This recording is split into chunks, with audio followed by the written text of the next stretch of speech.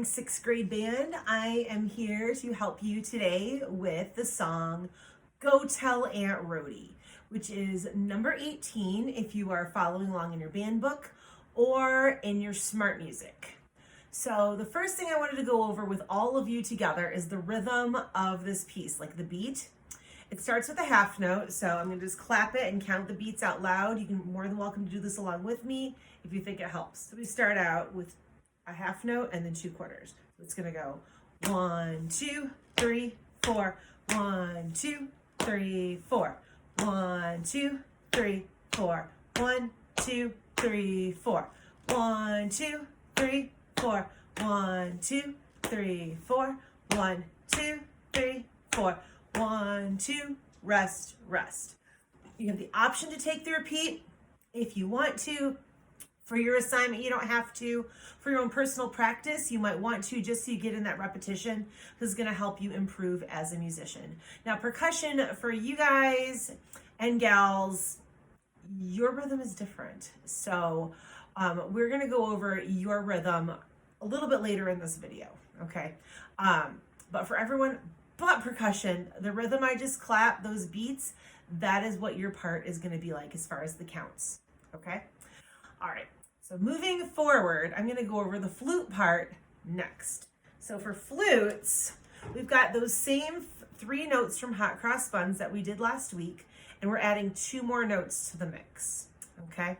So we're going to start on D, D, and then you're going to have D again, D, and then you do the big switch to C, thumb is off, C, B flat, thumb is on, and then you do B flat again, and then you have C, C, E flat, so that's C to E flat, we want to practice that switch, D, C, B flat, then F, F, E flat, D, D, C, E flat, D, C, thumb off, B flat, okay? And it'll sound like this. Let's slide over so you can see my fingers better. Here we go.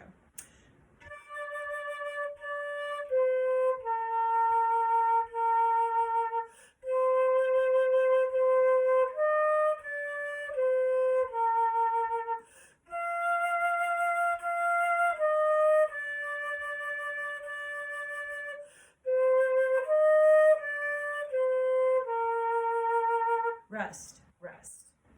All right, so you may have noticed also, I took a breath on what is called a breath mark. If you look in your music, you'll see these little tiny apostrophes every 2 measures. So that's where you're gonna wanna breathe. Okay, so make sure you're breathing only on the breath marks. You wanna try and make it as smooth sounding as you can, so hold out those half notes for 2 full beats, and you wanna make sure it's not chunky, okay? We don't wanna play it like this. That's chunky. We want it to be smooth.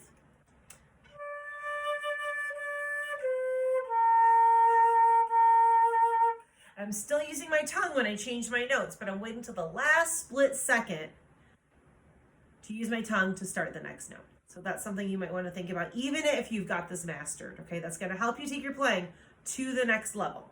So that's the flute part for Go Tell Aunt Rhodie.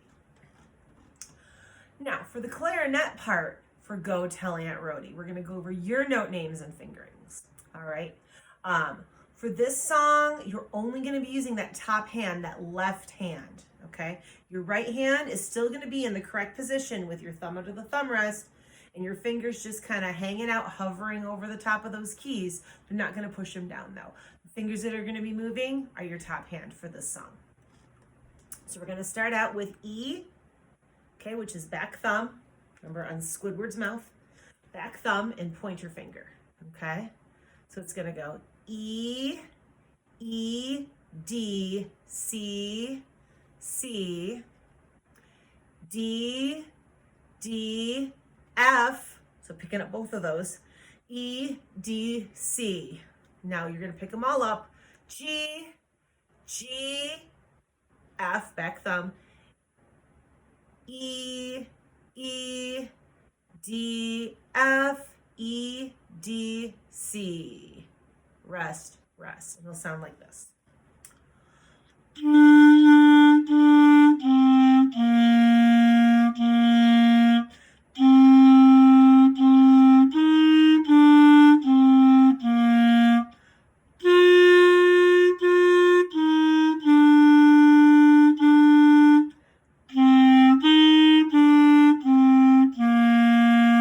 Rest, rest. That's Go Tell Aunt Rhodie for clarinet. All right, so for the alto saxophone part and the bari saxophone part of Go Tell Aunt Rhodie, I'm going to demo on this alto saxophone. Saxophone players, please make sure you are wearing the neck strap, okay? You need a neck strap. If you don't have a neck strap and you need to get one, let me know. We can make arrangements to get you the neck strap, okay? All right, so for you guys, flip over to my part real quick. There we go. Your notes, your fingering is going to be the same as what the clarinets just had, but your letter names are going to be different of your notes for alto and bari sax. So you're going to start out with B, which is thumb on that black circle on the back and point your finger. So it's going to go B, B, A, G, G, A, C, B, A, G. Then we're going to put all these fingers on 1, 2, 3, 1, 2, 3 on the bottom, thumb on the octave key, D, D, C, thumb is switching back to the circle, B, B, A, C, B, A, G. The trickiest part for this alto sax part really is going from the G, which is 1, 2, 3, thumb on that back circle, up to the D, getting all those fingers on and moving your thumb to the octave key, and then switching back to the C, which is all those fingers off except for that middle finger in the top hand, thumb on the back circle. Let's Go Tell Aunt Rhodie for alto saxophone. For bari sax, I'm going to demo on this alto, but I'm going to go over the note names and the fingerings. So for Holly and Brendan, we're going to go over your part right now. So you start with E, which is 1, 2, 3, 1, 2 in the bottom hand, and then your thumb is not on the black circle, it's up on the octave key just above the circle. So you're going to go E, E, D, put that third finger in the bottom hand down, D, and then switch to C, which is the middle finger in the top hand, thumb switches to the circle, C, C, then D, you're putting them all back on there, thumb on the octave key, D, D, and then F, you're going to pick up your bottom two fingers, okay? F, E, D, C, picking them all up except for that middle finger in the top hand. Then high G is 1, 2, 3, thumb is on that octave key, bottom hand, all those fingers are up, G, G, F, E, E, D, F, E, D, then switch C. And let's Go Tell Aunt Rhodie for tenor saxophone. Go Tell Aunt Rhodie for trumpet.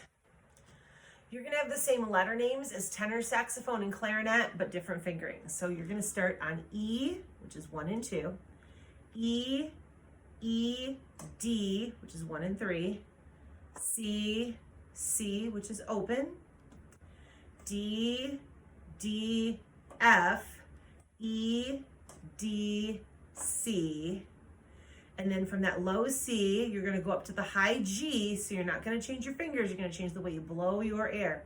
Firmer corners, raise the tongue up in your mouth, fast air buzzing through your lips, okay? High G, G, F, E, E, D, F, E, D, C. And it should sound something like this.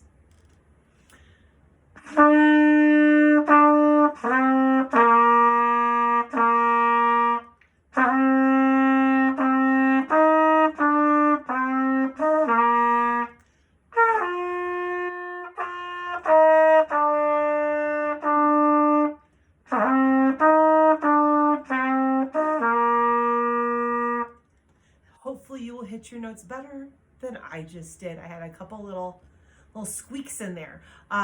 So with consistent practice, those squeaks will get ironed out. So clearly I need to practice mine a little bit more. So if I can make mistakes, you guys can make mistakes. So don't stress out over making mistakes. They're a great way for us to learn and to get better at what we do. All right. All right, now for the trombone part. Your slide positions for this one are 4, so it's just about an inch past your bell. 4, 4, 6, 1, 1, 6, way out there again, 6, 3, which is about an inch before your bell. 4, 6, 1, high 1, so real tighten up those lips, tongue up high in the mouth, fast buzz with the air for that high F. 1, 1, 3, 4, 4, 6, 3, 4, 6, 1. And it should sound something sort of like this.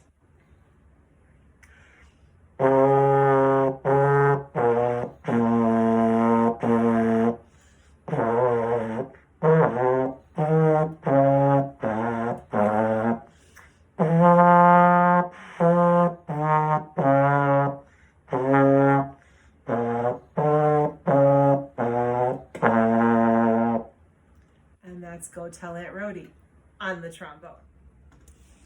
All right, you can't see my face, but you can see my practice pad and my sticks.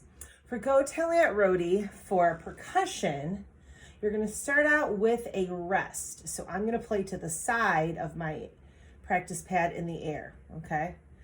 So it's gonna go rest, right, rest, left, rest, left, right, left, rest, left, rest, left, rest, left, right, left, rest, left, rest, left, rest, left, right, left, rest, left, right, left, right, left, right. So you're noticing on the rest, I'm playing to the side in the air so I don't accidentally play on the rest. Now there are different ways you can make this fancy if you are looking to spice it a little bit.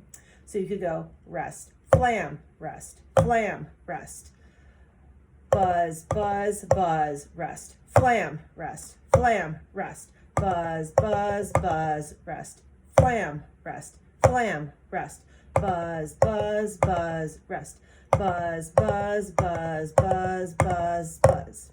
So you could do it that way. There's a lot of different ways you can do this to interpret it and make it a little more interesting and more fun for yourself. If you choose to do the flams and the buzz rolls, it is still correct. If you choose to play it the way it's written, it is also correct. So either way is okay with me. Good luck on your practice, you guys, and I will see you all in WebEx tomorrow.